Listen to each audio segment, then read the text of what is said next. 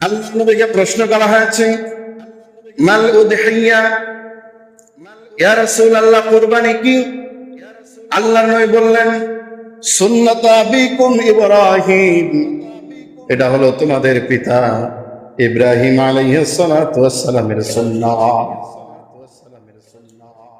সামর্থ্যবান যাদের উপরে সামর্থ্য আছে কোরবানি করা, সামর্থ্যবান ব্যক্তিদের জন্য কোরবানি করা হলো ওয়াজিব। আপনি কিভাবে বুঝবেন এই কোরবানিতে আপনার উপরে কোরবানি ওয়াজিব হয়েছে কিনা?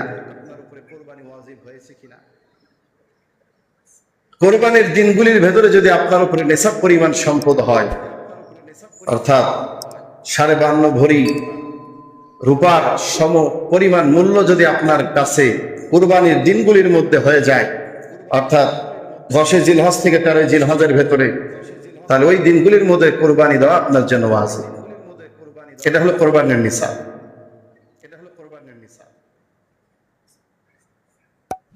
কোরবানি কার উপরে ওয়াজিব নয়? এই পরিমাণ সমমূল্য যার কাছে নাই তার জন্য কোরবানি ওয়াজিব নয়। আর এই পরিমাণের সমমূল্য যার কাছে ওই দিনগুলোর মধ্যে থাকবে তার জন্য শুধু কোরবানি করা ওয়াজিব।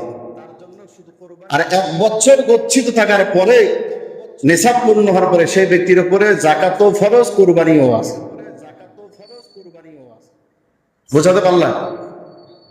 তাহলে এখন এই কোরবানির দিনের ভেতরে আমাদের কাছে যদি এই রকমের সম্পদ থাকে, তাহলে আপনার আমার পক্ষ থেকে কোরবানি করা ওয়াজিব হয়ে যাবে।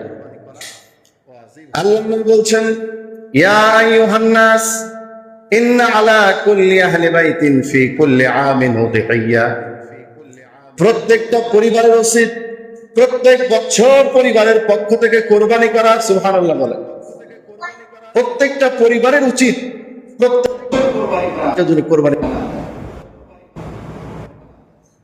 কোরবানির ব্যাপারে আল্লাহ রাসূল সাল্লাল্লাহু আলাইহি ওয়াসাল্লাম কতটা সতর্ক করছেন।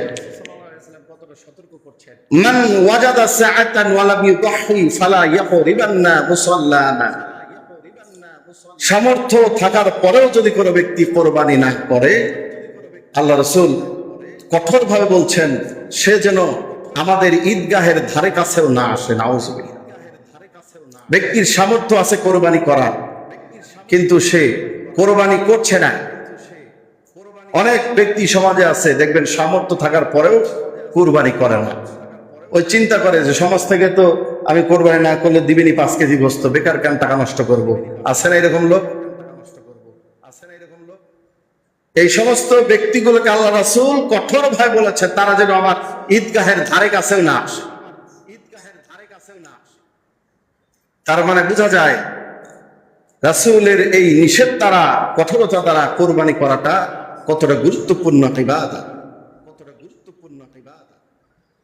যদি কারো সামর্থ্য নেই, তার কোরবানি তার উপর ওয়াজিব না, এরপরেও সেই ব্যক্তি সওয়াবের জন্য কোরবানি করতে পারে নফল হিসাবে।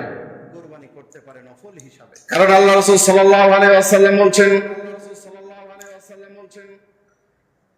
এই কোরবানির দিনে আল্লাহ রাব্বুল আলামিনের কাছে কোরবানির প্রাণীর রক্ত প্রবাহিত ব্যতীত আর কোন ইবাদত আল্লাহর কাছে অধিক প্রিয় নয়। এটাই সবচাইতে বেশি প্রিয়।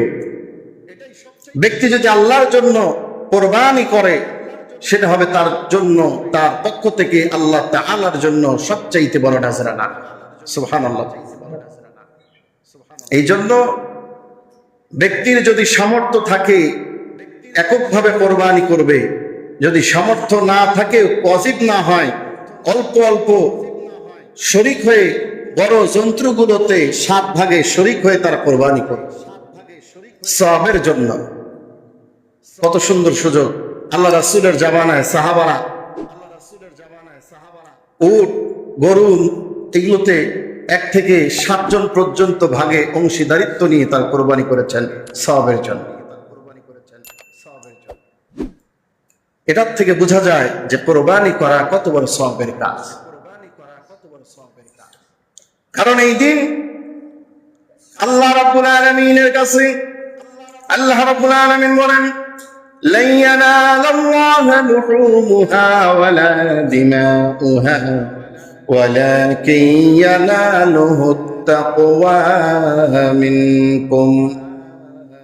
তোমাদের কুরবানি যেই যন্ত্রগুলি আল্লাহ রাব্বুল আলামিনের জন্য জবাহ করো, এর গোশত রক্ত কিছুই আল্লাহর দরবারে যায় না, বরং আল্লাহর দরবারে পৌঁছে ইয়ানালুহুত তাকওয়া মিনকুম, তোমাদের অন্তরের তাকওয়া। তোমরা কি উদ্দেশ্য নিয়ে কুরবানি করতেছো? আল্লাহর সন্তুষ্টির জন্য। কারণ এই বিধানটা প্রত্যেকটা জাতির মধ্যেই আমি রেখেছিলাম, তারা আমার সন্তুষ্টির জন্য কুরবানি করেছে। ولكل أمة جعلنا منسكا ليذكروا اسم الله على ما رزقهم من بهيمة الأنعام। الله أكبر বলুন। সামনের ফাঁকা জায়গাগুলো পূরণ করে বসে, অনেক মুসল্লিরা আসতেছে, সব ভেতরে জায়গা পাচ্ছে না, একটু পিছন থেকে সামনে আগে আগে আসেন, অনেক জায়গা ফাঁকা আছে। আল্লাহ রাব্বুল আলামিন বলছেন, আমি এমন কোন জাতি নাই যাদের মাঝে কুরবানির বিধান রাখি নাই। প্রত্যেকটা জাতির মধ্যেই আমি কুরবানির বিধান রেখেছি। লিয়াযকুরু ইসমাল্লাহ আলা মা রাযাকাহুম মিন বাহিমাতিল আনআম, যাতে করে তারা ওই যন্ত্রগুলির উপরে, চতুষ্পদ যন্ত্রগুলির উপরে আমি আল্লাহ রাব্বুল আলামিনের নাম উচ্চারণ করে তারা জবাহ করতে পারে। আল্লাহর কাছে বান্দা নিজেকে সঁপে দিবে কুরবানির মাধ্যমে। قل إن صلاتي ونسكي ومحياي ومماتي لله رب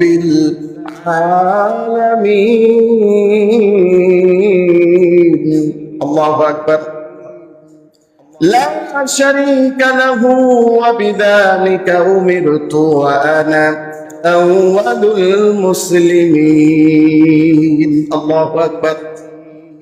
হে নবী, আপনি বলুন, ইন্না সালাতি ওয়া নুসুকি, আমার সালাত, আমার কুরবানি, ওয়া মাহইয়ায়া ওয়া মামাতি, আমার জীবন এবং আমার মরণ, লিল্লাহি রাব্বিল আলামিন, সবকিছু আল্লাহর নামে কুরবানি হবে, সবকিছু আল্লাহর জন্য উৎসর্গ হবে। আমার সালাত হবে আল্লাহর জন্য, আমার কুরবানি, আমার ত্যাগগুলো হবে আল্লাহ রাব্বুল আলামিনের জন্য, আমার বেঁচে থাকাও হবে আল্লাহর জন্য, আমার মরণও হবে আল্লাহ রাব্বুল আলামিনের জন্য। আর যে বান্দা দুনিয়ার মধ্যে রব্বুল আলামিনের জন্য সবকিছু কুরবানি করতে প্রস্তুত থাকবে, আল্লাহ রাব্বুল আলামিন ওই বান্দার জীবনের সব গুনাহগুলো মাফ করে তাকে বিনা হিসাবে জান্নাত দান করবে। সবকিছু আল্লাহর জন্য। কোরবানি আমরা কার জন্য করব? আল্লাহর জন্য। কিন্তু বড় আফসোসের বিষয়, সমাজের মধ্যে অনেক সম্পদওয়ালা ব্যক্তি আছে, অনেক, সবাই না, যারা সমাজের মধ্যে নিজের স্ট্যাটাস, নিজের বড়ত্ব জাহির করার জন্য, মানুষকে দেখানোর জন্য বড় বড় গরু কুরবানি করে, আছে না নেই?